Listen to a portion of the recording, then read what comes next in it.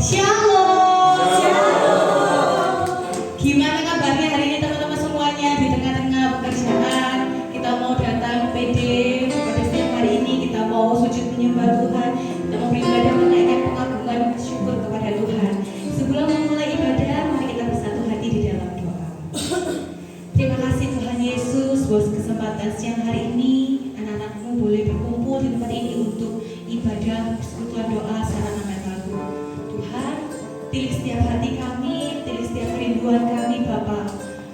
Mungkin yang saat ini datang dengan segala beban berat, sakit penyakit apapun itu Tuhan, sejenak kami tanggalkan Tuhan. Kami ingin fokus untuk menyembah-Mu, memuji, memuliakan nama-Mu hari ini. Sebab kami percaya ketika kami menyembah-Mu Tuhan, Roh-Mu bekerja dan ada mujizat Tuhan lewat pujian penyembahan kami. Terima kasih Tuhan Yesus, bertata atas pujian penyembahan kami. Di dalam nama Tuhan Yesus. Haleluya. Amin.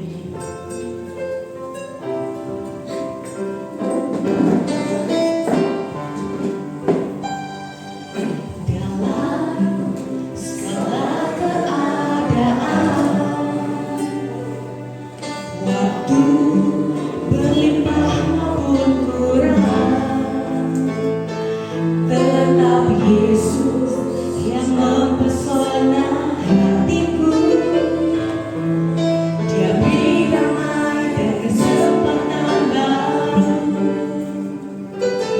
di setiap musim kehidupan. Katakan waktu kami kuat maupun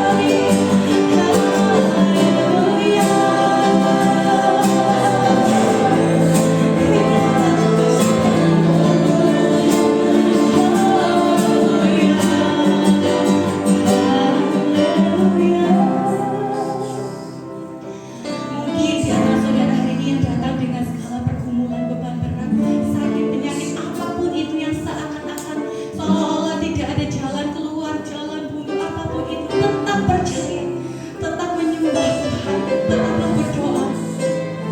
Hanya Yesus yang sanggup menolong saudara semuanya di tempat ini. Sekali Yesus, selamanya Yesus, harapanku takkan hilang. Katakan karena kasih-Nya, sekarang ku ada. Oh Yesusku, ku cinta Kau selamanya. Sekali Yesus, selamanya Yesus, harapanku takkan hilang. Secara perlahan kami undang bagi kasih-Nya. Sekarang ku ada. Oh Yesusku, ku cinta Kau selamanya. Sekali Yesus, selamanya Yesus, harapanku takkan hilang. Karena kasih-Mu Tuhan, karena kasih-Nya, sekarang ku ada. Oh Yesusku, ku cinta Kau selamanya. Dimuliakan,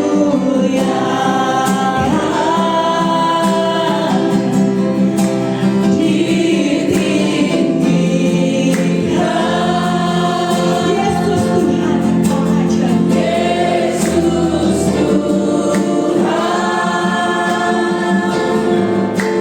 Kau Raja yang berkuasa,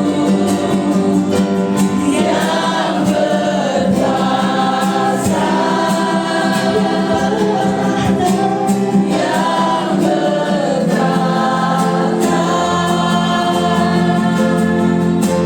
Yesus Tuhan, Kau Raja. Saya katakan dimuliakan, dimuliakan,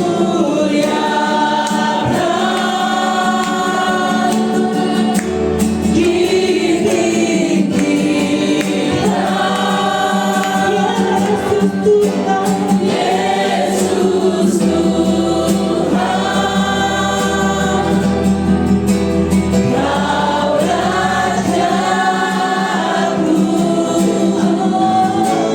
yang bertahta. Yesus Tuhan, Kau Rajaku.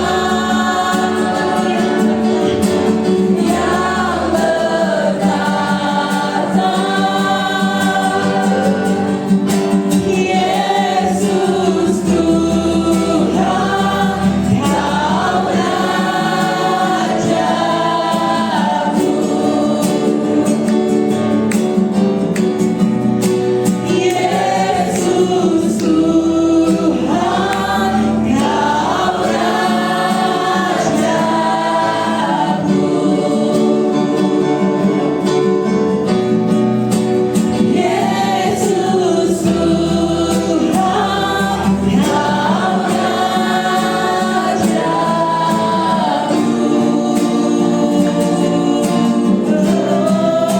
Yesus Tuhan, Kau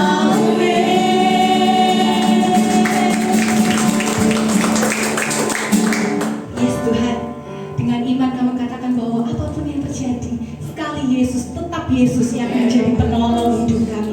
Sempurnakan penyembahan kami pada siang hari ini biarlah layak di hadirat-Mu. Dan kami rindu Tuhan untuk lebih bersukacita lagi memuliakan nama Tuhan. Hanya di dalam nama Tuhan Yesus, saudara yang siap memuji nama Tuhan bersama saya kita katakan, Amin.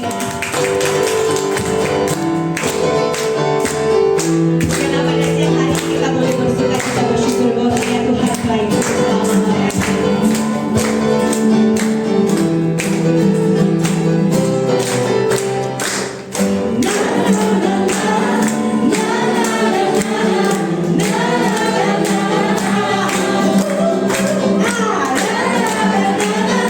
Na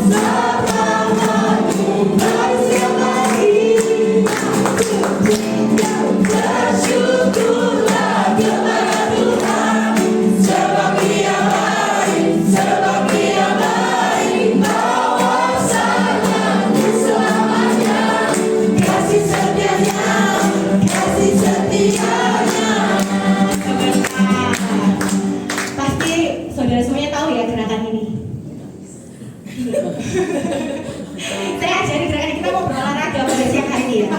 Ketika ref bersyukurlah kayak gini. Bersyukurlah kepada Tuhan. Itu boleh diangkat.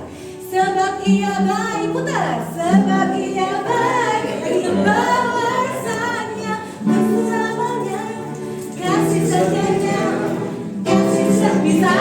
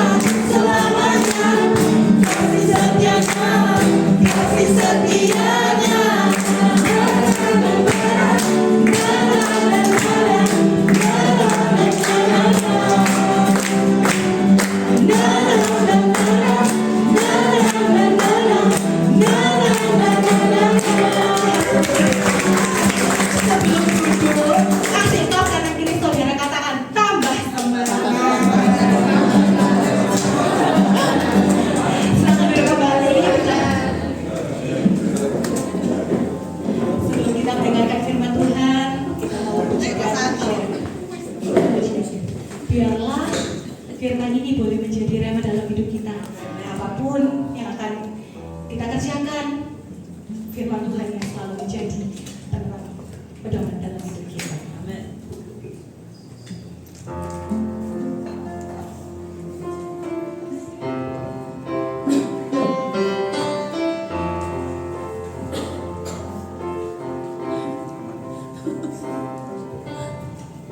Dan selalu Tuhan menjawab doa, namun Dia beri yang terbaik di waktu yang tepat.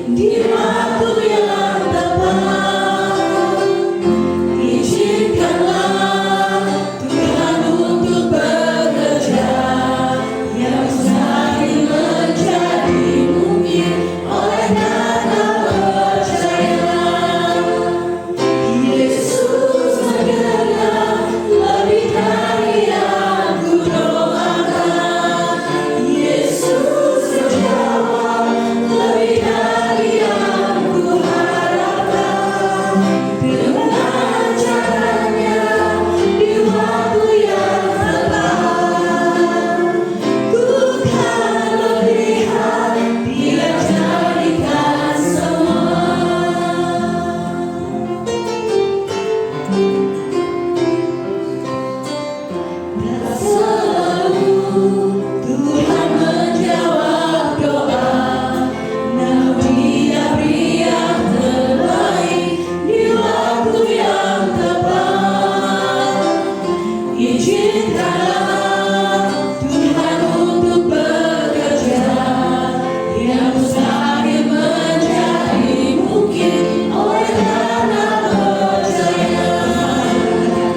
Yesus berkata, lebih dari yang kudoakan. Yesus berkata, lebih dari yang kuharapkan. Dengan caranya di waktu yang tepat, ku kan melihat Dia jadikan semua. Yesus berkata, lebih dari yang kudoakan. Yesus menjawab, lebih dari yang kuharapkan. Dengan caranya, kami berdiri semua, kami berdiri kita sambut firman Tuhan pada siang ini. Ku kan melihat Dia jadikan semua. Yesus sebenarnya lebih dari yang kudoakan. Yesus menjawab, lebih dari yang kuharapkan. Dengan caranya di waktu yang tepat, ku kan melihat Dia jadikan semua. Ku kan melihat Dia jadikan semua. Ku kan melihat Dia jadikan semua. Mari kita berdoa. Biarlah semua yang Tuhan ingin kami kenal, ingin kami ketahui, Tuhan singkapkan kepada kami siang ini. Biarlah firman Tuhan yang kudus, firman Tuhan yang mulia, sekali lagi Tuhan berbicara kepada setiap kami dalam segala pergumulan kami. Engkau Bapa yang Maha Tahu, mengenal segala pergumulan kami satu demi satu, pribadi lepas pribadi, ketika kami ada di tempat ini. Mungkin kehadiran di dalam ruangan ini sesuatu yang sudah terlalu sering, tetapi kami berdoa siang ini Tuhan, Tuhan di dalam cara-Mu yang ajaib kami berdoa, nyatakanlah maksud dan kehendak-Mu. Kami berdoa Roh Tuhan bekerja di antara kami, memberikan kami hati seorang murid yang mau belajar dan diajar oleh guru kami, supaya sungguh Tuhan kami keluar dari tempat ini suatu sukacita baru, kekuatan yang baru, harapan yang baru kepada Tuhan yang hidup, Tuhan yang sangat peduli dengan setiap kami. Sebentar lagi kami akan rayakan di dalam Paskah yang kudus, kematian dan kebangkitan, karya kepedulian Tuhan, kasih Tuhan yang ajaib bagi umat manusia. Tolonglah ya Tuhan, pimpinlah di dalam nama Tuhan Yesus. Layakkanlah hamba-Mu yang hina ini untuk menjelaskan, menguraikan isi kebenaran firman-Mu. Dalam nama Gembala yang agung itu kami pohonkan doa ini. Amin. Silakan duduk Bapak Saudara. Tadi kawan tanya kira-kira topiknya apa. Ya, jadi siang hari ini saya akan bawakan topik yang sangat-sangat mendasar, ya sangat klasik, ya hal yang seharusnya ya kita memang harus kenal, yaitu what is the meaning follow Jesus. Jadi apa artinya mengikuti Yesus? Nah, karena itu Bapak Ibu Saudara, kita akan baca dari Alkitab kita Perjanjian Baru dari Markus pasal 1 ayat 14 sampai ayat yang ke-28. Markus pasal 1 ayat 14 sampai 20. Ya, sampai 20. Saya akan bacakan bagi kita semua. Sesudah Yohanes ditahan, datanglah Yesus ke Galilea memberitakan Injil Allah. Katanya, saatnya telah genap, kerajaan Allah sudah dekat, bertobatlah dan percayalah kepada Injil.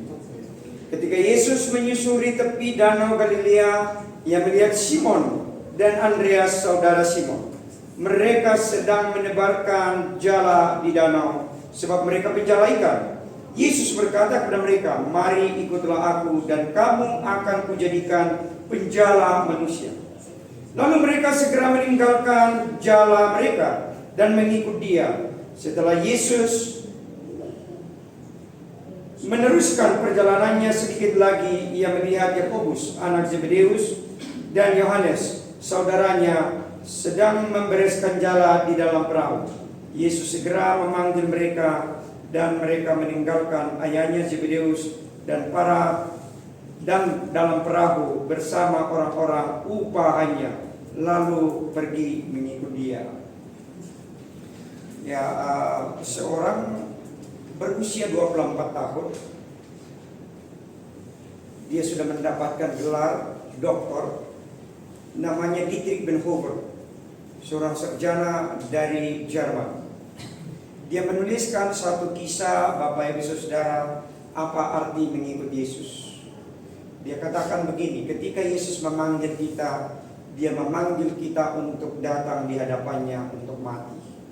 Dan Dia membuktikan itu, Bapak Ibu Saudara, ketika pemberontakan Nazi, yang hatinya tergerak. Nah, waktu itu Dietrich Bonhoeffer bukan pengangguran loh, Bapak Ibu Saudara.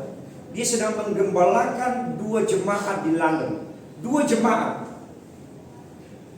Tetapi hatinya digerakkan. Ini jadi sekarang pertanyaan, kehendak Tuhan yang mana? Menggembalakan jemaat atau peduli dengan orang-orang Yahudi yang sedang dibantai oleh Nazi? Tetapi dia terus cari kehendak Tuhan, dan Tuhan pimpin dia untuk kemudian pergi ke Jerman, membebaskan membebaskan orang itu. Dan akhirnya dia ditangkap, dan akhirnya dia digantung. Dia ditanya, "Dietrich, apa you masih mau follow Jesus?" Ya, dia buktikan kalimatnya. Dia akhirnya digantung dan mati. Usia masih 24 tahun. Ini teman-teman yang muda di sini rata-rata mungkin sedikit ya. Karir masih mantap, karir masih bagus. Tetapi kemudian challenge itu datang. Apa yang akan kita? Karena waktu kita duduk di sini, kita harus memikirkan serius tentang kepengikutan ini dan risiko-risiko yang ada di depan. Nah, seorang lagi tokoh yang pernah sangat berpengaruh di abad 21, namanya adalah John Stott. Di akhir daripada hidupnya dia menulis satu buku yang namanya Radical Disciples. Ya.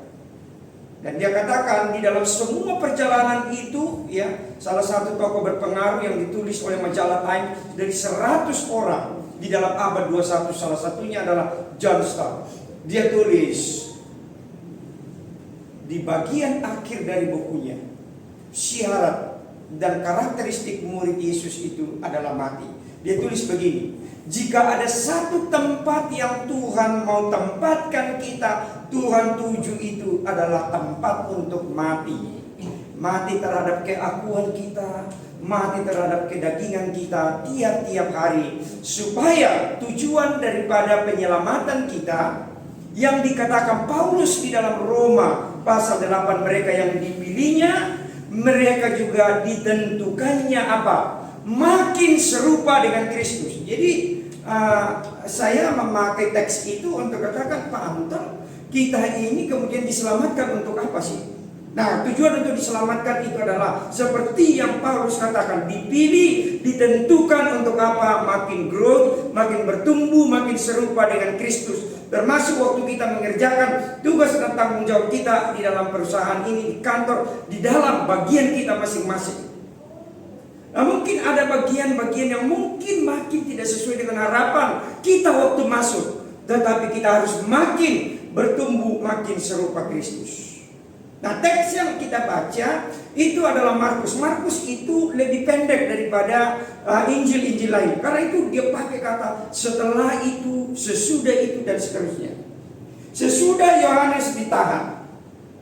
Nah, mungkin katakan Injil akan segera berhenti. Tidak, muncullah Yesus, tampillah Yesus. Dan selalu, baik itu di Injil maupun di Markus, beritanya itu sederhana. Bertobatlah. Bertobatlah karena apa? dekat. Nah, kadang-kadang kita pikir bertobat itu kayak gimana? Bertobat itu, Bapak Ibu Saudara, adalah ada satu era yang baru, ada sesuatu nuansa yang baru, dan ini adalah Yesus tampil sebagai Raja. Yesus tampil sebagai penguasa. Artinya bahwa ada wilayah yang baru. Jadi tadinya ibu di daerah sini dengan penguasaan yang baru, dengan cara hidup yang baru, dengan gaya hidup yang baru, sekarang masuk di dalam wilayah Yesus. Yesus bosnya, Yesus pemimpinnya. Cara hidupnya adalah cara hidup Yesus. Cara menggunakan uang, cara hidupnya Yesus. Cara menggunakan waktu luang, termasuk cara menggunakan talenta, bos tidak lihat. CCTV tidak rekam, tetapi ada bos di atas sana yang lihat, yang akan lihat dan akan nilai apakah engkau adalah hamba yang setia. Bertobat, cara hidup yang baru. Nah, radikal sekali. Jadi tadinya di sini pindah. Sekarang bosku adalah Tuhan. Sekarang masa depanku di dalam Tuhan. Mungkin terjadi dinamika global politik hari ini, perang fisik, perang dagang, menakutkan orang, nilai tukar rupiah makin merosot. Bos kita Yesus. Nah, maksud saya pengharapan itu, sukacita tadi, pujian. Sekali Yesus, dahsyat sekali itu lagu itu. Sekali Yesus, selamanya Yesus. Waktu kita ada di tempat-tempat itu harus terus nyata. Bertobatlah, itu berita. Jadi waktu kita mau mengklaim diri, aku ini pengikutnya Yesus, aku ini anaknya Yesus, itu different dengan teman-teman yang ada di sana. Berbeda cara mengelola bisnis, berbeda cara memperlakukan kesempatan untuk mengerjakan tugas-tugas itu. Karena apa? Kepemilikan Yesus itu. Apa sih tujuan kita bekerja? Kalau seorang bapak almarhum juga ya, mungkin pernah ada yang baca buku Tim Keller. Apakah pekerjaan kita terhubung dengan pekerjaan Tuhan? Jadi kita kemudian input data ya tentang konsumen, ya tentang misalnya apa klien, rekan bisnis, produksi dan sebagainya.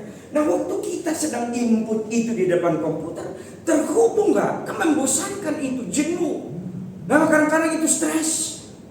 Nah, puji Tuhan ya, kantor ini ada persekutuan, katanya satu blok ya Bu ya, satu blok, makanya kok kecil sini, tapi kok yang datang hampir penuh nih Bu.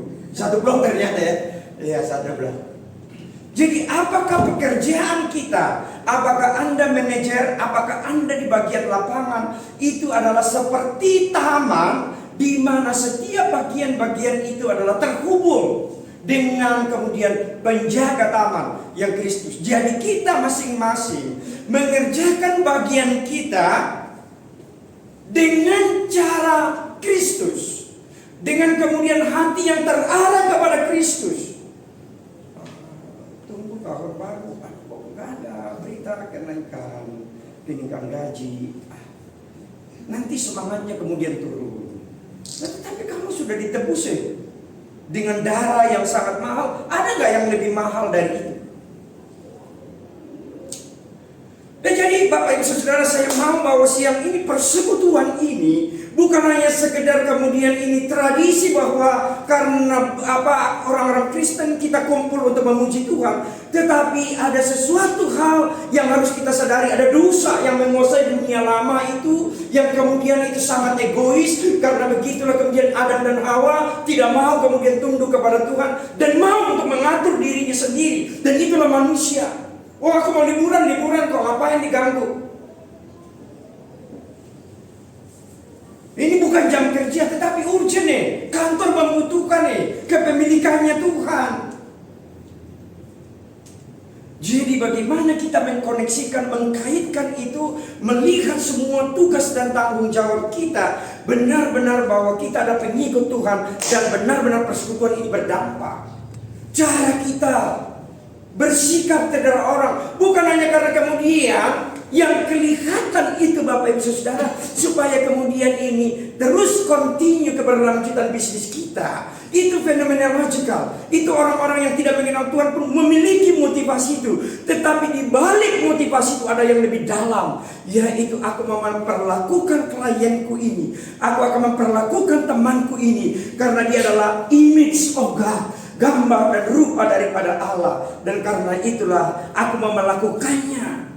Nah, mungkin penghargaan, mungkin perlakuan, waduh sudah mulai tidak sesuai dengan standar-standar penggajian. Tidak apa-apa, aku sudah ditebus dengan harga yang mahal. Jadi beralih saudara-saudara, dari kepemilikan diri kepada kepemilikan, bertobat. Nah, sekarang kita akan melihat bagaimana cara Tuhan memanggil. Yang dipanggil pertama itu siapa? Ketika Yesus menyusuri tepi danau Galilea, dia melihat Simon, Andreas. Apa yang dikatakan di situ, teman-teman? Sedang menebarkan jala. Oke? Ada sedang mengetik-ngetik, ada sedang kirim barang. Why you do it? This is important. This is your job. This is your identity. Maka Anda melakukan sedang. Sedang itu artinya kita sedang memberikan satu intensi, dan kita ada di sana karena untuk itulah kita ada untuk pekerjaan itu. Sama dengan kemudian yang di bagian 19 setelah Yesus meneruskan perjalanannya, sedikit lagi ia melihat Yakobus anak Zebedeus, Yohanes saudaranya juga sedang membereskan jala. Dua-duanya ada di dalam satu situasi sedang. Jadi bukan sedang nganggur-nganggur. Kamu yang nganggur karena kerjaan, ikut aku. Kamu yang tidak ada kerjaan, ikut aku. Sedang melakukan. Jadi panggilan Yesus itu mengikut itu kadang-kadang ya memang itu terlihat semena-mena. Ikutlah aku. Kepemilikan sah. Jadi waktu kita melihat keselamatan itu, Bapak Ibu, kepemilikan yang sah itu adalah Kristus pemilik sah daripada hidup kita. Seorang misional waktu Jonathan Lamb, dia bilang tidak ada tidak ada sepersekian milik hidupmu, propertimu, waktu luangmu, ya, depositomu, itu kepemilikan Anda. No. Sepersekian milik. Semuanya milik Tuhan. Jadi waktu kita ikut Tuhan, gunakan itu. Itu pada akhirnya coba Bapak Ibu ya. Kalau kita pergi nanti satu saat di dalam waktunya Tuhan, coba deposito mana itu yang bisa kita bawa ke atas? Tidak ada toh. Ada nggak itu deposito itu yang kemudian ada ini? Ada nomornya di surga? Paling kalau kamu misalnya kemudian bermain-main dengan kita, palingnya ada Pak 316, apa itu ya? Y316, apa itu ya? S316 ya. Ya karena begitu besar kasih Allah akan dunia ini sehingga itu menganiakan ya anaknya yang tunggal, barang siapa yang percaya ya tidak binasa melainkan beroleh hidupnya kekal. Satu-satunya kepemilikan kita, when we die, when you and me die, 1 kali 2 meter. Tidak ada yang kita bawa. Tidak ada yang kita bawa. Ikutlah aku. Jadi waktu dia katakan ikutlah aku itu, ya katakan mungkin begini ya, tadi abisnya, kamu ikut saya. Waktu ikut itu, Yesus yang di depan, Yesus yang leading, dan pengikut itu ikut dari di belakang. Jadi kemana Yesus pergi, Yesus belok kemana, kita ikut. Jadi sesimpel itu Bapak Ibu Saudara ikut Yesus. Yesus di depan dan kita di belakang. Nggak mungkin kita mendahului Yesus. Nggak mungkin kita kemudian gaspol. Nggak bisa. Yesus yang di depan. Kemana Yesus pergi? Nah, tetapi sulitnya sesimpel itu. Anda dan saya punya agenda-agenda mingguan, harian, benar gak? Ya perusahaan juga sudah punya agenda. Maka kita perlu tanya, benarkah ini agenda Yesus? Pertanyaan sederhana mempraktiskannya, apakah ini terhubung dengan kemudian kematian dan kebangkitan Yesus boleh memberkati orang. Boleh memberkati orang. Tujuan kita diberkati 3, Bapak Ibu. 1, supaya kita bisa makan, ya kan? Kalau kita tidak punya uang juga tidak bisa makan loh orang. Yang kedua adalah supaya kita bisa memberkati orang lain. Yang ketiga adalah supaya pekerjaan Tuhan, gereja, lembaga-lembaga misi, hamba-hamba Tuhan bisa dipelihara oleh hidup kalian. Itu tujuan Tuhan memberkati hidup kita. Tetapi fokus, ya. Jadi yang pertama ini Bapak Ibu Saudara adalah panggilan untuk fokus. Jadi kalau ini fokus, kita buka begitu Saudara ya. Kita coba ya. Ini fokus. Nah, ini enggak fokus nih, bisa nggak dibaca? Nanti kalau misalnya dia fokus, nah, ini baru mulai fokus. Ini baru enak. Tetapi kalau dia tidak fokus, aduh, apa yang mau ini? Jadi waktu engkau mulai jalan, dan kemudian itu mulai bukan lagi Yesus, itu segalanya. Jadi tadi kan Yesus segalanya tentang Yesus, sekali lagi tentang Yesus. Sekarang segalanya uang. Mati hidup kita. Segalanya adalah tentang materi. Materi itu Bapak Ibu Saudara dalam bahasa Inggris itu adalah apa? Benar gak? Anda dan saya itu persona. Persona itu adalah jauh lebih tinggi daripada itu. Tetapi kita menggantungkan rasa puas kita dan senang kita di it. Berapa banyak, seperti apa, merek mobil apa yang saya naiki. Saya tidak pernah, ya saya 20 tahun melayani di pelayanan mahasiswa. Saya membawa mahasiswa kemana-mana untuk dilatih, bukan saja belajar firman Tuhan. Tadi dari sini saya baru dari UK Petra. Saya pernah mengajar di UK Petra 18 tahun. Saya mengajar di ITS, saya mengajar di Narotama. Dan saya fokusnya adalah melatih mereka menggali isi kebenaran firman Tuhan. Tempat mereka berdiri kokoh ketika mereka jadi alumni, ketika mereka menjadi kepala rumah tangga, ketika mereka menjadi karyawan di kantor, ketika mereka menjadi majelis di gereja. Tempat berdirinya adalah firman Tuhan. Tetapi saya kemudian memperkuatnya dengan memberikan pengalaman nyata. Saya bawa mereka ke pedalaman Kalimantan. Suatu saat itu kapal kami tenggelam. Saya bawa itu 16 orang. Ada yang baru lulus dari Amerika, dari Calvin University, sekarang jadi kepala sekolah di SPH Jakarta. Tetapi dari situ mereka kemudian melihat tentang desa itu dan menolong desa itu untuk apa? Membantu menyusun kurikulum. Apakah pekerjaan Anda terhubung dengan pekerjaan Tuhan? Atau hanya sekedar ya isi perut? Saya tidak pernah kemudian, saya pikir tadi saya dijemput, saya pikir Bapak naik mobil. Tidak, saya naik motor aja Pak. Identiti kita selesai. Jadi Bapak Ibu Saudara, Gary James itu bilang gini di dalam The Beautiful of You. Anda dan saya sedang tidak mencari identity. Jadi karir nanti yang ada sampai jenjang direktur atau manajer di sini. Identitas Anda sudah selesai di atas kayu salib. Dan karena itu kita tinggal menikmati itu, merayakan itu in your daily life.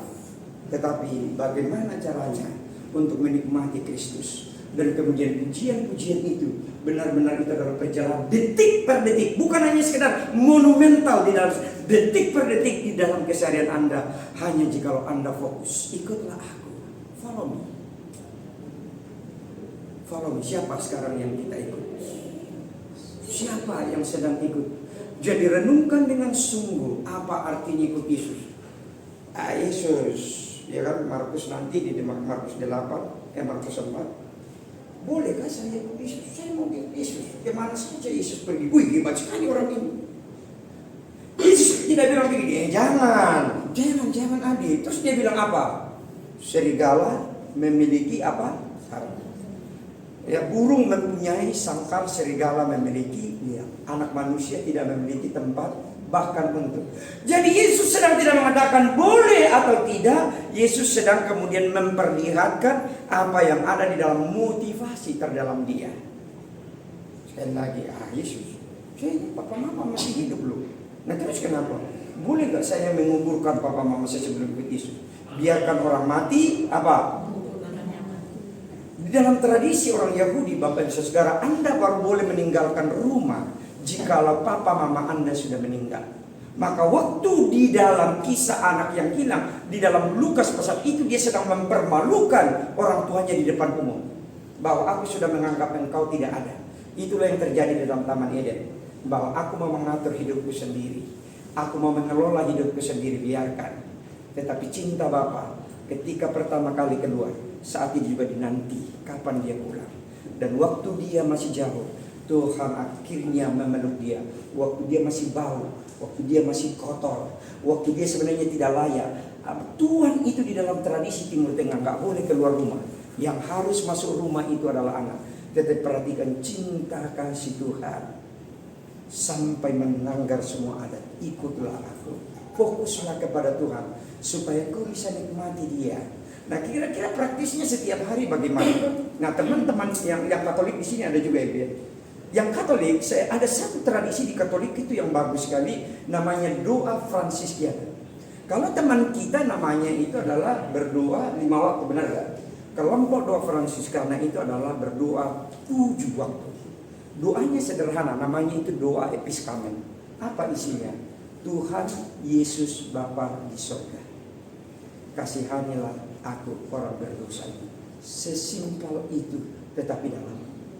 Sadar bahwa betapa liarnya pikiranmu, betapa pekarnya kotornya kira bisa setiap saat. Dan Allah itu yang kudus. Why? Maka itu saudara maaf, ini kan saya juga Protestan, Bu. Sampai Frans Magnus Suseno itu bilang begini, kekristenan itu tertinggal 500 tahun dari apa? Dari teman-teman Katolik. Kalian lihat ya, rumah sakit yang bagus di Surabaya mana? Oh, apa itu ya? Dan kaset, sekolah-sekolah yang bagus ada. Sekolah-sekolah Katolik. Jadi mereka itu jauh lebih berdampak ke sana. Nah, maka itu praktisnya begini. When you come in your office, in your table, itu duduk pertama, Tuhan, aku ini orang berdosa. Ini tugas tanggung jawab yang kau berikan kepadaku. Bukan bos aku, engkau. Kepadamu aku akan bertanggung jawab. Mungkin ada motivasiku yang kotor, ampuni. Supaya aku memulai hari ini di dalam pimpinan arahan. Pakai itu table, meja yang dipercayakan kepada Anda. Berlutut di situ. Hanya able dari dia, kemampuan dari dia, anugerah dari dia yang akan memampukan Anda. Fokuslah, ikutlah aku, not your boss. Your really boss, Jesus Christ. Nah, kemudian prosesnya saudara coba kita lihat. Mulai ayat 17 dia katakan, Yesus berkata kepada mereka, mari ikutlah aku. Setelah fokus begitu, apa saudara-saudara? Kamu akan kujadikan. Dijadikan itu apa? Ada proses kan? Kalau metal di sini kan, teman Beatrice ambil metal dan bawa ke kantor untuk membangun kantor. Kantor itu untuk gagah-gagah, bukan untuk melatih mahasiswa, untuk melatih siswa, membentuk mahasiswa supaya waktu mereka keluar dari university seperti Bapak, Ibu dan Saudara adalah alumni-alumni yang takut akan Tuhan, cinta Tuhan, dan kemudian mendedikasikan seluruh talentanya untuk apa? Hormat bagi kemuliaan nama Tuhan. Jadi di situ tempat di mana siswa-siswa belajar Alkitab, di situ mereka dilatih dengan berbagai training. Ini harusnya jam 1, saya akan ada di sana untuk kemudian melatih mereka, mempersiapkan mereka bagaimana menghadapi wawancara, bagaimana kemudian memprofiling, ya membranding diri, dan kemudian dan seterusnya apa yang dibutuhkan di dunia kerja. Jadi bukan hanya kemudian based on Bible, tetapi kemudian segala perkembangan yang paling terbaru. Kita panggil teman-teman yang ada di sana, yang ada di MNC, yang ada di berbagai sekolah-sekolah itu kemudian melatih, dan mereka kemudian dimagangkan supaya mereka keluar menjadi alumni-alumni yang tangguh, pekerja-pekerja yang benar-benar sungguh-sungguh boleh mengkaitkan apa yang mereka kerjakan. Kamu akan kujadikan, dan itu tidak mudah, proses. Ya, nah prosesnya Tuhan itu kadang-kadang tidak mudah. Nah itu tadi yang saya katakan itu. Waktu saya sudah lulus dari seminari, ada satu orang hamba Tuhan tanya, Pak Anton, bagaimana Bapak? Itu sekolah gereja Chinese, salah satu gereja Chinese terbesar di Surabaya. Dia bilang, Pak Anton langsung jadi apa? Langsung tinggal sudah. Waktu itu saya praktek di Jayapura, Pak, tahun 2005. Kenapa Pak? Oh langsung Pak Anton mau dijadikan gembala. Bah, orang baru masuk kadang-kadang itu pembantu gembala kemana, supirnya apa. Ini langsung gembala bro. Saya bilang tidak. Saya berdoa, saya berhutang terhadap visi saya dibentuk di dalam pelayanan mahasiswa. Dan saya akan kembali melayani mahasiswa. Mahasiswa kan, pernah kan ingat dulu kan masa-masa mahasiswa ada nggak isi kantong kalian? Nggak ada kan? Itu tergantung dari apa? Supporting papa mama, benar nggak? Makanya itu adik-adik mahasiswa itu sering kalian protes. Apa itu perkantas? Perkantas persekutuan kantong terbatas enggak juga.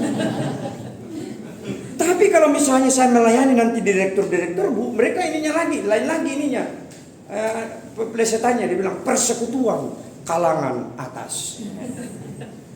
Saya perkantas itu persekutuan Kristen antar universitas. Jadi melatih adik-adik belajar firman, mengerjakan misi Tuhan. Kami juga ada pelayanan di kota ini. Jadi kami bukan pergi jauh-jauh ke Papua, mau ke tidak. Di kota ini kita melatih mereka ketika mereka masih capek, mereka masih lelah. Mereka kemudian di tengah-tengah turun hujan, mereka pergi ke pinggir-pinggir Sidoyosok untuk mendidik teman-teman yang Itu waktu lulus dia katakan, kami bisa begini, juara 1 dari sekolahnya. Karena kita memberikan les gratis kepada mereka. Jadi dilatih. Jadi apa yang dipelajari di Alkitab, nilai-nilai kekristenan, bayar harga, dikasih pengalaman langsung. Oh begini dah. Dan mereka akhirnya menjadi alumni yang tangguh. Ada proses yang Tuhan sedang kerjakan. Nah, saya baru-baru mengalami satu proses Tuhan. Jadi sekarang saya juga kemudian pergi ke pedalaman-pedalaman. Saya baru-baru pulang dari Sulawesi Barat di Mamuju. Ini kunjungan yang kedua ke Mamuju. Ditanya sama teman, saya mengajak teman di Makassar. Saya bilang, ayo kita ke Mamuju sama-sama. Dia terus kantong, kita tinggal di mana? Saya juga tidak tahu. Karena ini adalah tempat yang baru sedang dirintis. Maaf ya, saya lagi dirintis begitu teman-teman, terus kita nggak tahu, belum ada orang yang benar-benar ya sudah mantap di sana yang kita kenal. Tapi saya katakan kita jalan. Wah, tapi tiba-tiba saya ingat ada teman saya dulu kenal. Saya dulu di Toraja kecil besar di asrama yang anak kolong, ya di asrama tentara, ini teman baik saya. Saya pernah lihat kamu di ini, pernah ke Mamuju? Iya.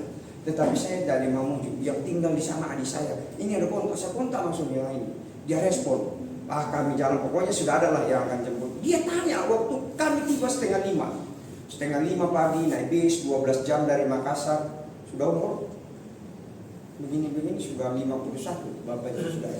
Kemarin teman saya dibilang, Bapak kelahiran 89. Tidak, saya 74 Pak. Ya. Sampai di sana 4:30 pagi. Pertanyaan pertama waktu masuk di dalam mobil, Anton mau diantar kemana? Saya bilang saya tidak tahu. Waktu itu adalah waktu puasa. Saya tanya begini, apakah ada tempat, apa kafe bukan pas supaya kami, karena karyawan anak-anak itu ada pegawai negeri itu baru bisa untuk Bible study itu sore. Antar aja kami ke kafe biar kami tunggu.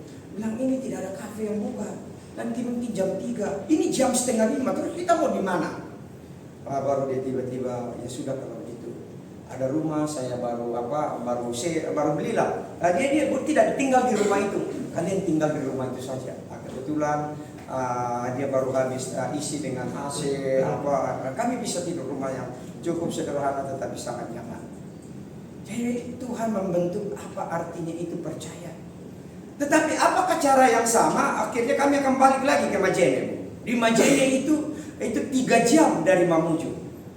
Kami naik mobil jam 3, jam 10 pagi, jam 1 sudah tiba. Jam 1 yaitu kembali lagi. Ke kafe segala macam masih. Tiga kafe itu kami tanya satu demi satu, tetapi satu pun tidak ada yang buka. Waduh, jadi kita mau tunggu di mana kan? Sekali lagi tempat-tempat yang mayoritas ada. Tetapi kemudian puji Tuhan ada satu kafe, tetapi tidak ada makanan Pak, hanya ada minuman. Oke lah nggak apa-apa. Jam 6 baru akan ketemu mahasiswa. Jadi perhatikan cara Tuhan memelihara berbeda. Waktu saya di Mamuju Tuhan sediakan dengan ada teman kesediakan rumah. Di sini kita hanya duduk di kafe 5 jam, tetapi cara Tuhan memelihara adalah Dia memberikan ketahanan dan sukacita untuk kemudian tetap duduk di sana. Pemeliharaan Tuhan tidak selalu sama, tetapi kehadiran. Nah, perhatikan, kehadiran Tuhan itu pasti. Tetapi cara hadirnya Tuhan itu berbeda-beda. Yang pasti adalah maukah kita masuk di dalam proses itu.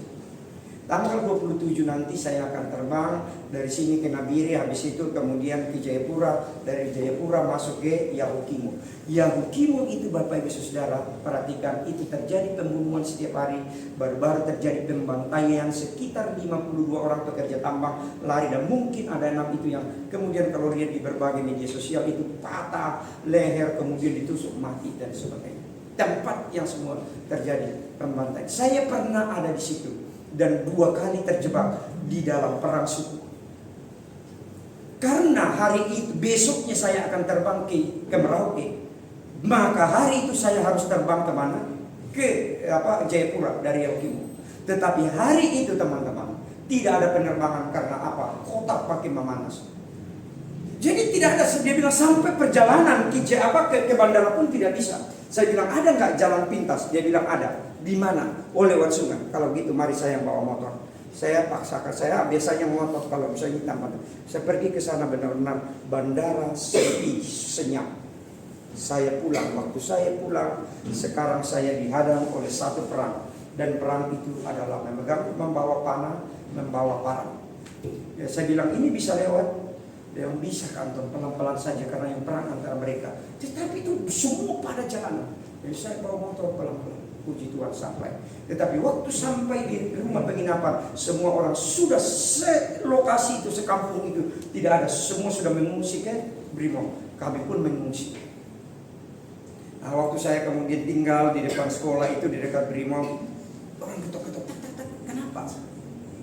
Ada pesawat masuk. Tiba-tiba ada pesawat masuk. Pesawat masuk karena apa teman-teman? Kota makin kacau, kota makin memanas. Pesawat pasukan tambahan dimasukkan, ada pesawat. Pesawat itulah yang kami tumpangi. Dan waktu turun di Sentani, saya membantu beberapa polisi yang kena panah di sini turun dari pesawat. Masuk ke tempat-tempat yang sunyi, tempat-tempat yang berbahaya, kadang-kadang mengancam nyawa. Tetapi di sana tempat-tempat yang paling indah kadang-kadang Tuhan diberikan untuk melihat dan ketakjuban terhadap Kristus di atas Kalvari. Itu membuat saya orangnya sebenarnya juga cepat kuat. Baru-baru ini punggung saya ini sakit sekali. Padahal saya sudah 6 bulan itu everyday jalan itu minimal 30 menit. Tetapi tiba-tiba sakit. Saya tidak tahu penyebabnya karena memang saya ada riwayat liver saya sedang mengecil. Liver itu ada 2 lokus yang pertama itu sedang mengecil. Tetapi tetap Tuhan berikan kekuatan. Ikutlah aku dan kamu akan kujadikan. Proses-proses kadang-kadang indah, kadang-kadang nyaman, kadang-kadang baik, tetapi kadang-kadang diperhadapkan kepada situasi-situasi yang bahkan memperhadapkan kepada nyawa. Tetapi Dia ada di sana. Cara yang satu dengan cara yang lain kadang-kadang berbeda. Poinnya adalah aku ada di sana. Dan setelah itu Yohanes Simon pergi, dan perhatikan responnya adalah di bagian terakhir itu dikatakan kalau Andreas dan Simon kan seorang diri. Tetapi di bagian akhir itu dia katakan dia meninggalkan ayahnya. Sekali lagi tadi latar belakang tidak boleh meninggalkan ayah sebelum dia meninggal. Yang kedua, orang-orang upahannya, artinya apa? Dia sudah jadi bos. Bahkan ketika kemapanan itu sudah ada, pemanggilan yang bersifat otoritatif dari sang pemilik itu meminta kita untuk mengikut dia seperti itu. Dan dia pergi. Siang ini pertanyaan saya, waktu kita belajar tentang ikutlah Yesus, apakah Anda punya satu titik di mana Anda berpindah area kepada kepemilikan kepada Yesus? Itu disebut dengan authentic encounter. Bukan karena papa mama Anda Kristen, bukan. Kekristenan itu ikut Yesus itu adalah personal. Apakah Anda punya titik itu? Dan itu akan menjadi kekuatan bagi Anda. Akan membuat Anda terkagum sekali Yesus, selamanya Yesus. Yang kedua, saudara, waktu kita mau mengikut Yesus, kita harus dibentuk seumur hidup kita. Seumur hidup akan dibentuk oleh Tuhan, diproses oleh Tuhan. Kapan itu selesai? Ketika kita sudah bertemu dengan Bapa di surga. Jadi kalau prosesnya tidak enak, ingatlah Yesus sudah menanggung itu. Kamu katakan, Tuhan, Tuhan di mana Engkau? Ini gaji tidak naik-naik, pacar tidak dapat. Ya kita begini terus, ruh hidup susah. Di manakah Engkau? Bukankah Engkau dengarkan teriaknya? Eloi, Eloi, lama sabachthani. Allahku, Allahku. Artinya apa?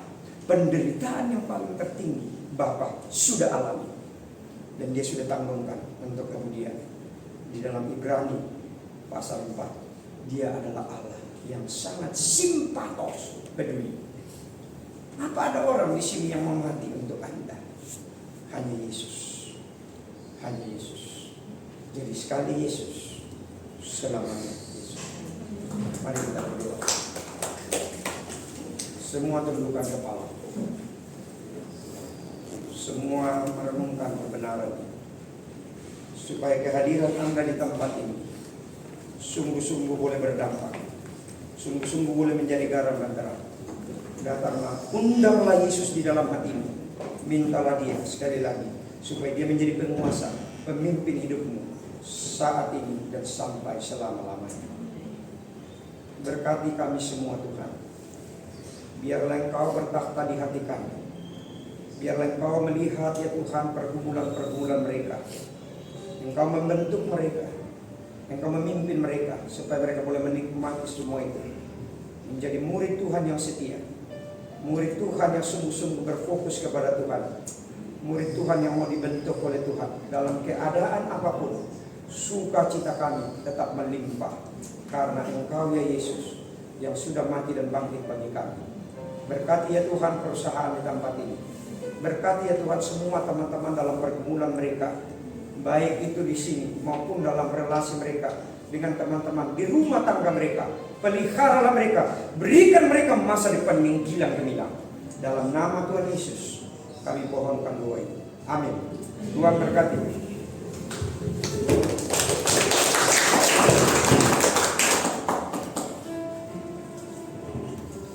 Bapak Anton, Tuhan Yesus memberkati. Mari kita akhiri ibadah pada siang hari ini. Kita bangkit berdiri. Kami memuji Kasih-Mu.